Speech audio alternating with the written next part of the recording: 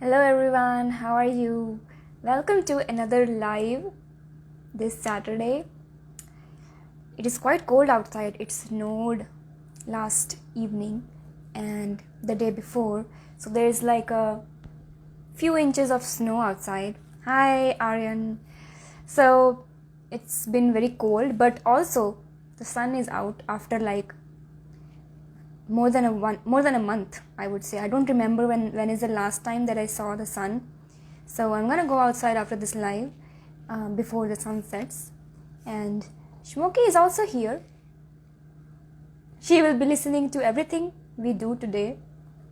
So we're going to read many lives, many masters as voted by all of you. So this is a book by Dr. Brian Weiss. Dr. Brian Weiss, he lives in, I think, New York, and he is a psychiatrist and or a psychologist. I'm not sure. Let me just see. Actually, he should be a psychologist,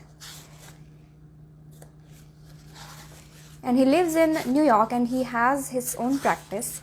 He is quite old now. I think he's pretty much retired. He does only teaching, but he was totally like a man of science, and this book tells the story of how one patient changed his whole life when he was practicing hypnotherapy with her.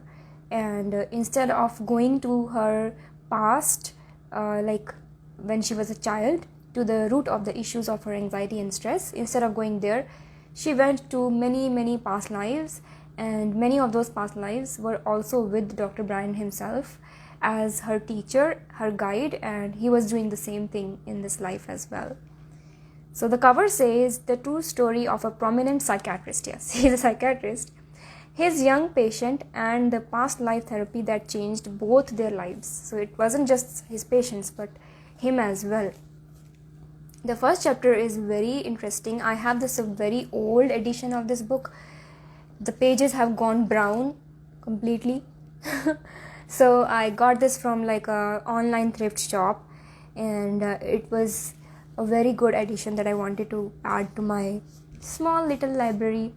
Aryan says it was -20, right? Yes, last night it was -20. Right now it's -6. So we be cozy here and read our books inside.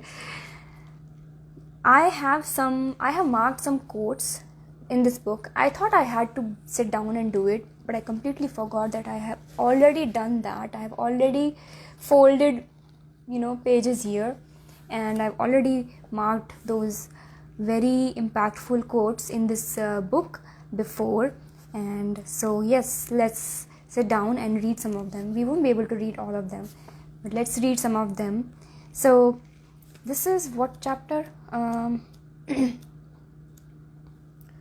This is chapter number 3 of this old edition, 1998, and this is page number 46.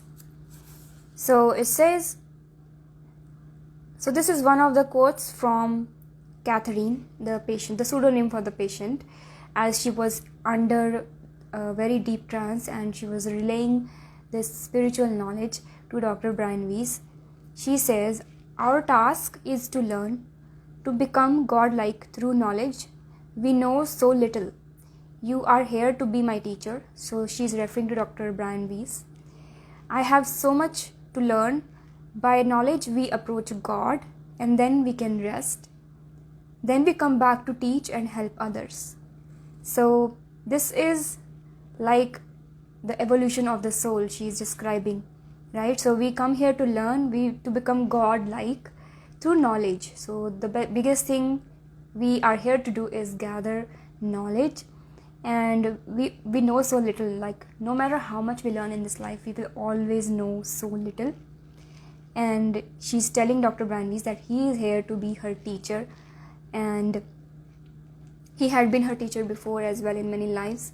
So she says, by knowledge we approach God, and then we can rest. By saying we approach God, it means that we evolve into the higher planes of consciousness, higher densities, And by high density, I mean the density gets lower actually, but it's the, you can say, higher version, evolved version of yourself. So then we come back to teach and help others. So basically we're here to learn, and then once we learn enough, we are sent here to come back and teach. And the next quote we have here is from page number 54 under chapter 4, and it says, again a quote from Catherine, "They tell me there are many gods." So they here is the masters that she encounters.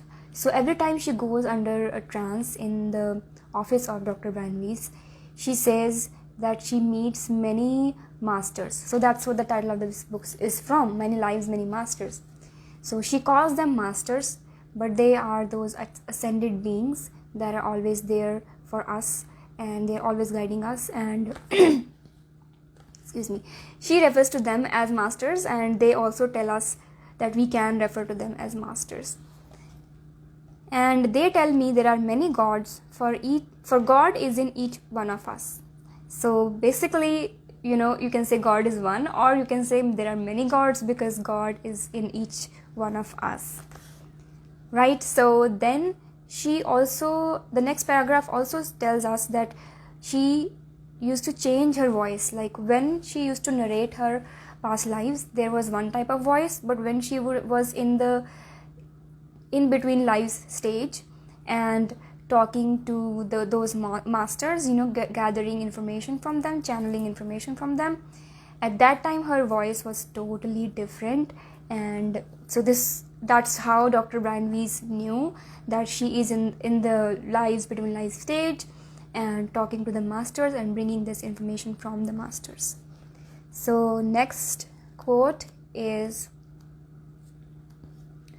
page 68, chapter 5, and that is, "I have been to different planes at different times. Each one is a higher level of consciousness. What plane we go to depends on how far we've progressed."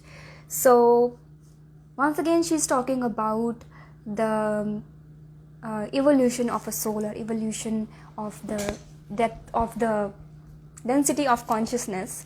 So she says that she has been to many different planes, and the level of the plane that we go to depends on how much we have evolved each time. And that is also depends on how far we've progressed, and sometimes it's us who select that, and sometimes it's the masters who select that. She was silent again. I asked her what lessons she had to learn in order to progress, right? Very important question. So Dr. Brian Weiss is a very good, obviously very good past life regression therapist, and when people go into these states, he has a very uncanny ability to ask them just the right questions. Maybe he is very, very highly intuitive person. If you will watch his videos, you will know how calm, composed, and how serene this person is. So obviously he will be in touch with his intuition naturally, and I feel that has played a very big role in helping him explore these patients and explore these states these patients are in, and he's able to ask them very apt questions at the right time. So he asked her what lessons she had to learn in order to progress. She answered immediately that we must share our knowledge with other people, that we all have abilities far beyond what we use. Some of us find this sooner than later. That you should check your vices before you come to this point. If you do not, you carry them over with you to another life. Only we can rid ourselves of the bad habits that we accumulate when we are in a physical state. The masters cannot do that for us. If you choose to fight and not to rid yourself, then you will carry them over into another life. And only when you decide that you are strong enough to master the external problems, then you will no longer have them in your next life. This is a very big paragraph to read. There is more. So let's just discuss this first. So she says that we must share our knowledge with other people. So let's say you have any kind of knowledge in this world, and I see that happening more in today's time with the advent of social media. Anybody who has any kind of knowledge is sharing their knowledge online, and mostly for free, and that is a very good thing for the evolution of humanity and this planet as a whole. And some of us find this out sooner than others, that we have abilities far beyond what we use. So she's talking about extrasensory abilities, extrasensory perceptions, and we have those abilities far beyond what we actually use in the society, because we are not taught to use these things. And even if you are experiencing some psychic phenomena, like, you are considered completely crazy. So right, most of us don't use them, and they get atrophied. So they also say that you should check your vices before you come to this point. If you do not, you carry them over with you to another life. So once again, whatever vices we have, so it's not bad to have those vices, but it's actually going to impact you if you do not work on them, right? So only we can rid ourselves of the bad habits that we accumulate when we are in a physical state. So some people, they have a completely wrong idea of praying. So they think that when they pray, or magically, things will change and all of that. Though rarely that can happen, but mostly you are the medium for change. So if you are praying, you have to be ready to be the medium for change in your life and of those around you. So the masters cannot do these things for us. It's we who have to do. So if you choose to fight and not rid yourself, let's say that you have something, let's say you are too emotional, or you get affected by others very easily, and you fight that. So you say that no, either I will shove myself into other places, other people's lives, and just deal with it, or I will just completely isolate myself. So you're fighting it. You're not actually you're not actually making it in a way that you understand yourself and work with it, right? So it will carry over to another life. And only when you decide that you are strong enough to master the external problems, then you will no longer have them in your next life. So only when you decide that you are strong enough to handle something that is happening in your life, and you actually handle it, only then you will no longer have it in your next life. So next paragraph is, we also must learn not to just go to those people whose vibrations are the same as ours. It is normal to feel drawn to somebody who is on the same level that you are, but this is wrong. You must also go to those people whose vibrations are wrong with yours, meaning not matching with yours. This is the importance in helping these people. So she's saying that yes, it is natural to naturally find and engage with people who are at the same level as you, at the same level of consciousness and level of living or something like that. But you must also go to those people who are not at your level. So it also includes people who are so-called lower than you and so-called higher than you, maybe in social status or maybe in the level of consciousness. So you should go to those people as well, to the lower ones, maybe to help them, and you can also learn so much from them, right? So with the higher ones, because then you can see what is possible for you, and you can learn from them, and you can, just being in their energy is also very uplifting. So we are given intuitive powers that we should follow and not try to resist. Once again, all of us have intuition, but we don't follow it, we resist it. So those who resist will meet with danger. So what kind of danger she's talking about? She's talking about getting entrapped in this whole physical 3D matrix that is meant to keep us in a slave-like state. And if you are tapped into your intuition, you will naturally be crawling out of it and naturally be living what they say out of the matrix, right? Meaning everybody around you is struggling and working so hard and still not able to make ends meet, and here you are. Whether you choose to make a lot of money, you will be able to do it very easily, or if you don't choose to make a lot of money, then even then you will be like so happy and satisfied, right? So that is what she's saying. We are not sent back from each plane with equal powers. Some of us possess powers greater than others because they have been accrued from other times. So some people are going to naturally be born as more advanced because they have accrued that knowledge and powers from their previous lives, from other times that they have been on Earth and other planets. Thus, people are not all created equal, but eventually we will reach a point where we will all be equal. So basically, we will have to reach a point where we will all be equal, but until that happens, each one of us has to come here to learn, to grow, and when you reach a certain point, to help those who are so-called below you, right? The next paragraph says, people who are in comas are in a state of suspension. They are not ready yet to cross into another plane. So this is the answer to a question that Dr. Brian Weiss asked her. He asked her about what about people who are in a coma.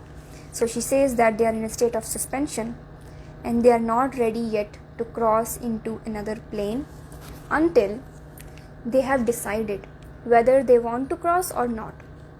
Only they can decide this. If they feel they have no more learning in a physical state, then they are allowed to cross over. But if they have more learning, then they must come back, even if they do not want to. That is a rest period for them, a time when their mental powers can rest. So this is very self-explanatory, right? And personally, my husband has been in a month-long coma before, in 2010. That was just after his schooling. He had a very big accident, and then he just came out of the coma just like that, without any I think he did tell me that they decompressed his brain, but something like that. So he was just in coma for like 30 days, and the doctors just told the family that don't have any expectations. But when he came out, he completely took everything off in the night and he walked back home. So what can you say about these things? So he had to come back, and that period might have been just like a rest period for him. And if you still have more learning to do, you have to come back.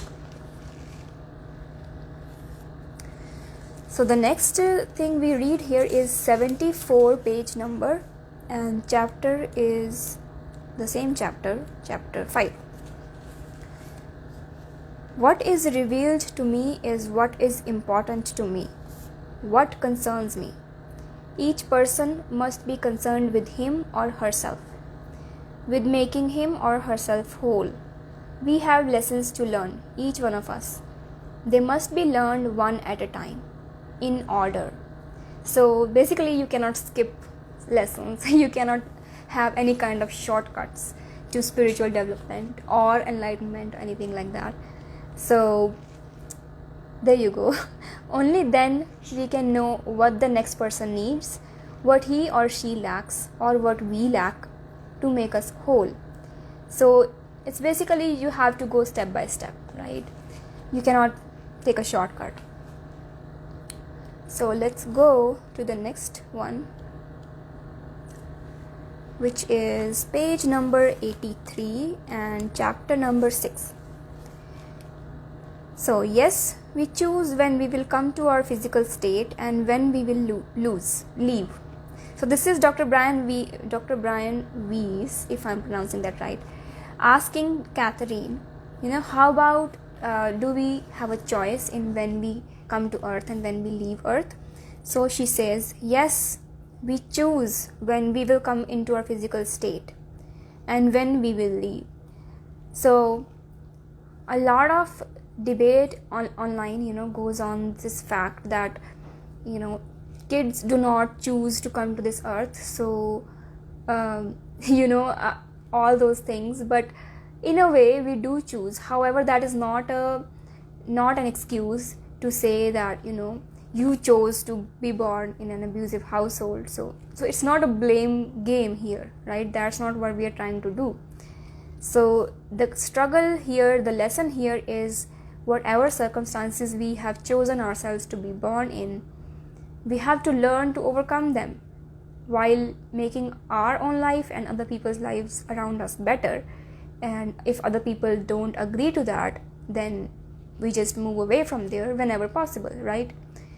And I feel that as a child, it's not much about what you are doing in this world, but what is happening to you.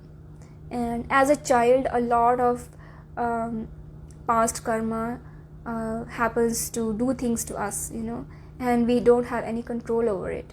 So that's a very sad and unfortunate thing that happens, but it does happen. So we as a society has a responsibility to take care of our children, right? And that is not happening very nicely in this today's time. So we choose when we come to our physical state and when we will leave. We know when we have accomplished what we were sent here to accomplish. We know when the time is up and you will accept your death. So this is just talking about when our death happens. So like many people, I've seen that in my life, a few loved ones who passed away, they know when they were passing away. So one example is of my grandfather. When he died at the age of 76 in 2017. And before like that, 1 year back, I already had a vision that he's going to be in this state soon, but I didn't know when. But I already had that vision, and I knew when he was like completely well and engaging in life like a normal person, healthy person. And it was very hard for me to look at him and know that, oh my God, and then when I don't know how he felt, that I also knew, and then something came to him as well, as if he also knew. I never talked to him about it, but he still came to know. And even though I was like living in my hostel in Bangalore, he was in Chandigarh. And then slowly like his health started deteriorating, and then he had this like mental confirmation of that thing. And then he lost his hearing and he stopped talking as well, because since he could not hear himself, he wasn't speaking at all. So at that point, whenever I looked at him, he always looked at me with that gaze that I know. So like many people who are conscious, they know that they are going, and even people around them, people who are connected to them, can feel it. And there have been many examples of that in my life. So Aryan says, at least we have control of what we do in the present. Yes, so as adults, we have control over our lives only if you choose to work on your subconscious mind, because it's the subconscious that has control over our mind. If you want control on your life, you have to heal your subconscious mind and allow your conscious mind to make decisions. And the subconscious mind should only be involved in order to channel intuitive wisdom, intuitive guidance, right? So because since childhood we have been conditioned to not use our subconscious mind, then we begin doing that in adult life as well, and we still behave like children, all our adult life. Anyway, so so this one is over. So the next thing is, they've given up. The people of religious orders have come closer than any of us have, because they've taken those vows of chastity and obedience. They've given up so much without asking for anything in return. So she's talking about people who have a monk-like life, and they have given up things willingly, although that cannot be a path of liberation for everyone. You need a very specific type of person who can go through that path. So the rest of us continue to ask for rewards and justifications for our behavior when there are no rewards that we want. The reward is in doing. So this is again like overlapping with what Lord Krishna says in Bhagavad Gita, right? He says karm kar but phal ki ichha mat kar, right? So it's the same. She says reward is in doing. So phal karma mein hi phal hai, right? So when there are no rewards that we want, we continue to ask for those rewards and justifications. Reward is in doing, but doing without expecting anything, doing unselfishly, right? So I was amazed to read this, because this is exactly what Lord Krishna says. Do without any expectations, do things unselfishly, do without expecting a reward, do it just for the sake of doing it, just because it's your dharma, right? Because you enjoy something. So yeah, I think we can cover all the quotes today. So the next one is 121, page number, chapter 9. So energy is everything is energy. So much is wasted. The mountains, inside the mountain it is quiet, it is calm at the center, but on the outside is where the trouble lies. Humans can only see the outside, but you can go much deeper. You have to see the volcano. To do it, you have to go deep inside. So this is a very good analogy if you want to think of your mind as a mountain. So there is so much happening on the surface of the mountain, and you can only see what is outside of the mountain. You cannot see the volcano inside. To actually know where the trouble lies, you have to go inside the mountain and you have to see the volcano. To do it, you have to go deep inside. To be in the physical state is abnormal. When you are in the spiritual state, that is normal to you. So many of us, when we have those psychic experiences, paranormal experiences, we are having clairvoyance, clairaudience, we are considered crazy. However, that is the normal state. Being in the subconsciously open and connected to the spiritual realms, that state is the normal state for humans. Whereas to be in the physical state completely, I'm not saying just to be in the physical state, but being in the physical state completely cut off from the spiritual state is abnormal. So when we are sent back, it's like being sent back to something we do not know. So basically, we are more accustomed to our spiritual nature. Let me just put Smokey down on the floor. She wants to play. Okay. So when we are sent back, it's like being sent back to something we do not know. So it's like we are being sent back. So we are like naturally playing in the spiritual world, and we are just sent back into this physical world which we know nothing of, and we are not accustomed to this, and then we face problems, right? It will take us longer, and in the spirit world you have to wait, and then you are renewed. There is a state of renewal. It is a dimension like the other dimensions, and you have almost succeeded in reaching that state. So she is talking about Dr. Brian Weiss, that he has almost succeeded in reaching that state. So he next asks her, he is surprised, he's like, I have almost reached it? How have I reached it already? So she says, yes, you know so much more than others, even though he was not a spiritual person at that time. You understand so much. Be patient with them. They don't have the knowledge that you have. Spirits will be sent back to help you, but you are correct in what you are doing. Continue. This energy must not be wasted. You must get rid of the fear. That will be the greatest weapon you have. So basically, she is telling him, even though he's not a spiritual person, he did not believe in past lives and all that, but as a person, he was a very good person. He was helping the world with his knowledge, and he was kind, he was patient, and he was open-minded. So that is what is needed, right?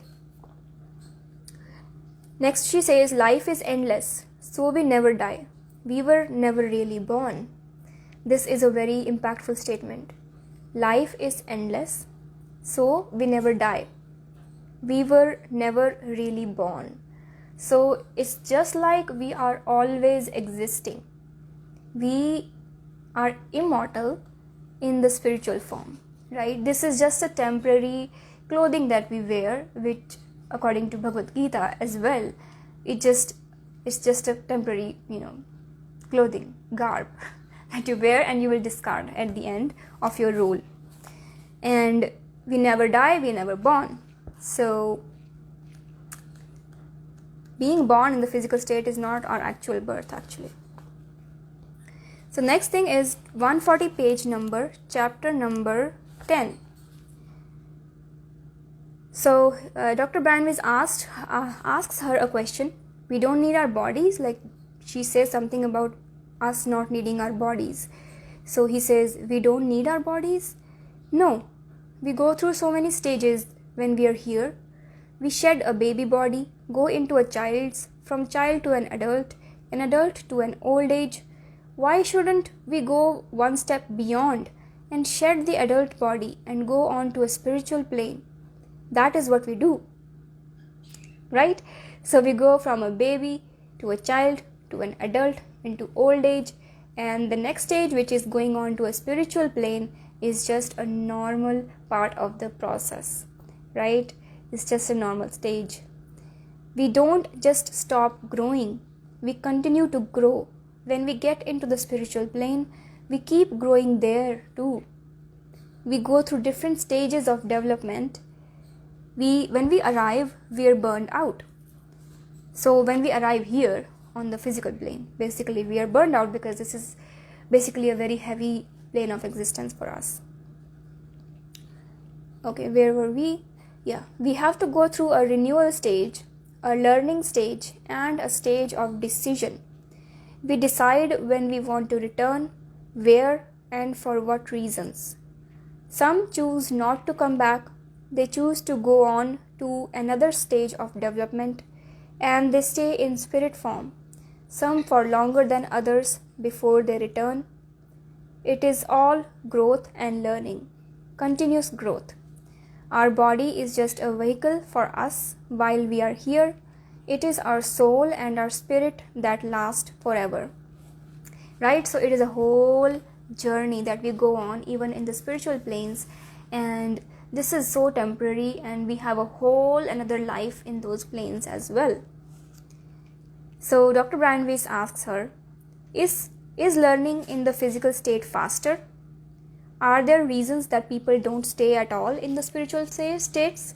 So there are some people we have seen that they have like births on earth very frequently, like they don't stay in spiritual state so much. So she says, no, learning in the spiritual state is much faster, far accelerated from that in the physical state. But we choose what we need to learn. If we need to come back to work through a relationship, we come back. If we are finished with that, we go on. In spiritual form, you can always contact those that are in the physical state if you choose to, right? So after the passing of a few loved ones, I have been contacted by them like multiple times in my dreams and in the waking state to pass on some messages or just to tell me that they are fine. And I also do mediumship readings for people. So yeah, it's very common for people to contact the loved ones or whoever is in their soul circle once they have passed on.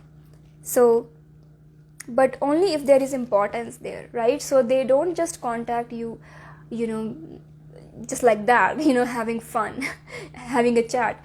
But they do it only if it is important, and that is very important thing to know, because many people would come for mediumship readings and they would want an answer when there is none. So you really have to tell them that they only contact if it is important. And mostly when they are in emotional distress, it is important for their loved one in spirit to contact them and to tell them that they are fine. So if you have to tell them something that they must know, so only then the spirits contact us. So then Dr. Brian Weiss asks her, how do you make contact? How does the message come through? To my surprise, Catherine answered. Her whisper was faster and firmer. She says, sometimes you can appear before that person and look the same way you did when you were here. So this is about all those soul apparitions that we have seen, that we have heard about, loved ones in spirit just appearing in front of them in the same physical way that they know them. Other times you just make a mental contact. So this as well has happened so many times. Sometimes the messages are cryptic, right? Angel numbers and other things. But most often the person knows what it pertains to. So for example, if your, let's say, grandmother is in spirit right now, and she always made some kind of a sweet dish for you, and after she passes away, you are able to smell that sweet dish randomly one day, and you understand that it's her, right? So it's mind to mind contact mostly. So very interesting. Next thing we have here is 145 page number and same chapter 10. So she says, there are many ways of communication. They choose many to show that they do exist. So this is about explanation of lifetimes. So whether Catherine was hearing their voices, visualizing past images and vistas, experiencing psychic phenomena, or having thoughts and ideas placed in her mind, the purpose was the same: to show that they do exist, and even beyond that, to help us and to aid us on our path by providing insights and knowledge to help us become godlike through wisdom. So the purpose of these interactions of Catherine with the spirit was also, other than healing Catherine, it was also for the humanity. That's why we have this book, and that's why we have so many past life regression therapists around the world, because of Catherine, that single patient. And even though we were already doing past life regression and other forms of psychic healing in India, in yoga as well, but they weren't as popular. But Dr. Brian Weiss and her patient helped bring that into mainstream. So then comes 172 page number, chapter number 12. We have debts that must be paid. If we have not paid out these debts, then we must take them into another life. So this is like the rain concept of astrology. Like in astrology, we know that people have karmic debts. People have rins in their astrological charts, and they know that they have come from past lives.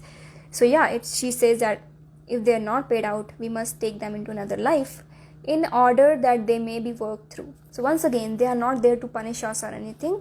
They are there so that we can work through them. We are given chances to work through those things. You progress by paying your debts. So by paying your debts means, balancing the karma. Some souls progress faster than others. When you're in physical form and you're working through your when you are working through a life.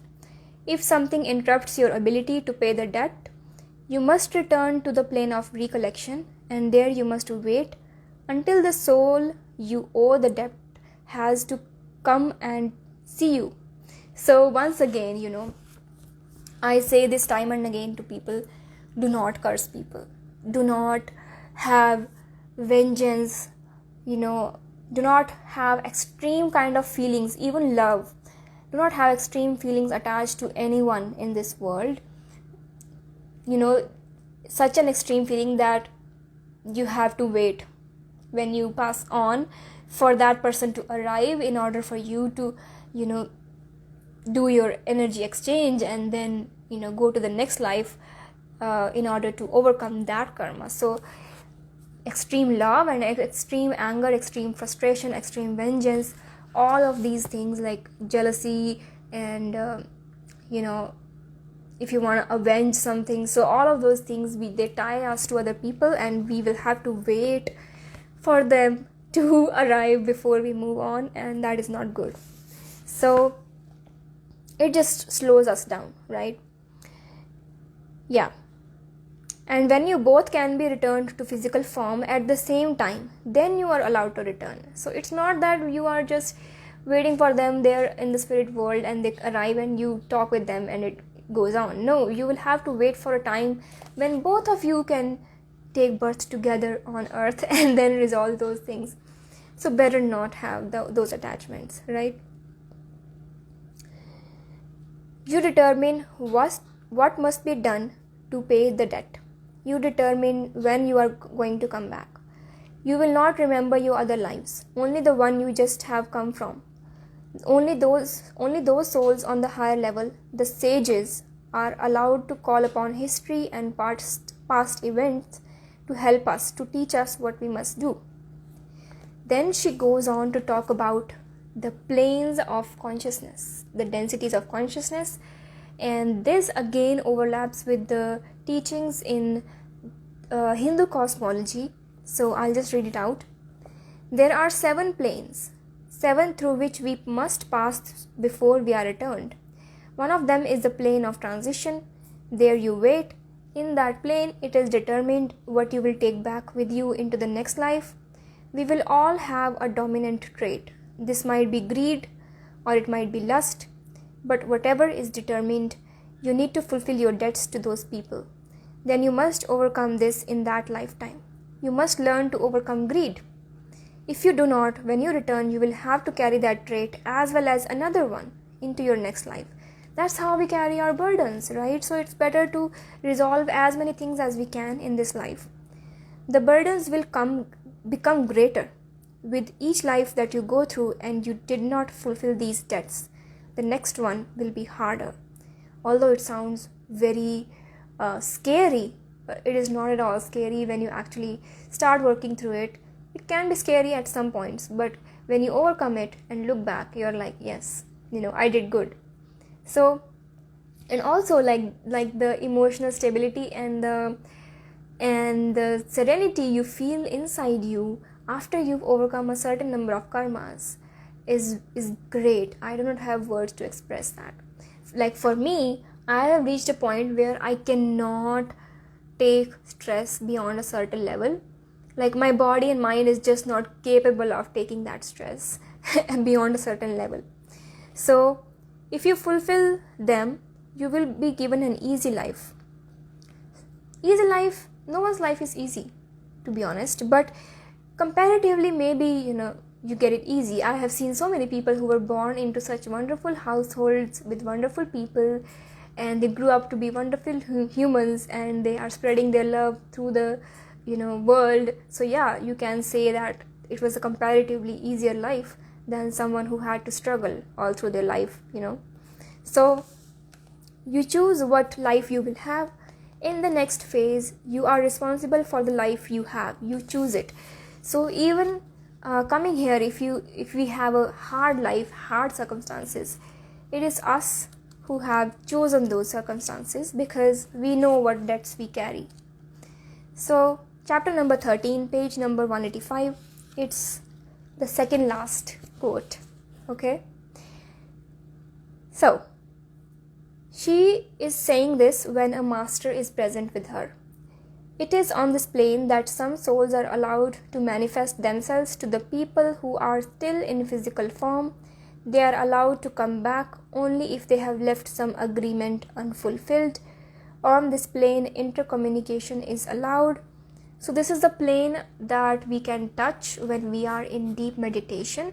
Some people are able to touch it like that, just like that, sitting consciously. Other people can touch this plane while in meditation, or many people in fact are able to do that while sleeping, right? So when we are asleep, we are in the deepest state possible of meditation. So we are normally open to the other realm. When we are sleeping, we are traveling through other realms normally. So yeah, so people can communicate through that, right? So, but the other planes, this is where you're allowed to use your psychic abilities and communicate with people in the physical form, right? There are many ways to do this. Some are allowed the power of sight, clairvoyance, and show themselves to people still in the physical form. Oh, so it means that they are able to show their physical form to other people. For example, if you see an apparition. Others have the power of movement and are allowed to telepathically move objects. So this is something again that I cover in my book as well. Something that is close to the physical reality will be able to move objects, and they might not be always a very good energy. Okay, so you only go to this plane if it is useful for you to go there.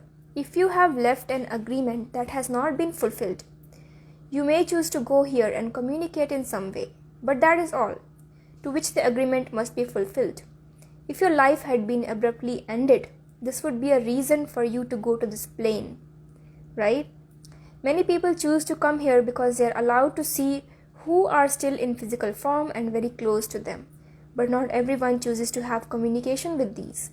To some people, it may be too frightening. So it used to be so frightening for me. I was like, no, I do not want to see any ghosts.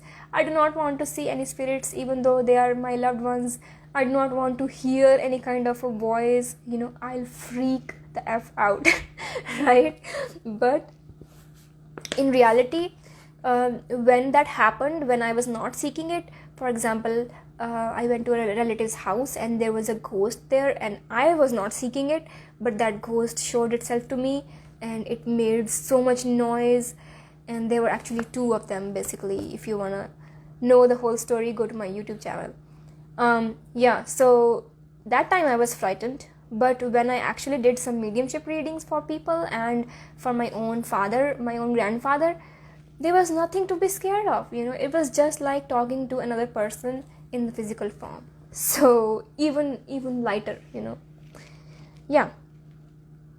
So this one is also done. Now the last quote is from 209 page number, chapter 16. Wisdom is achieved very slowly. This is because intellectual knowledge, easily acquired, must be transformed into emotional or subconscious knowledge. Yeah. So this is what I have been doing all my life.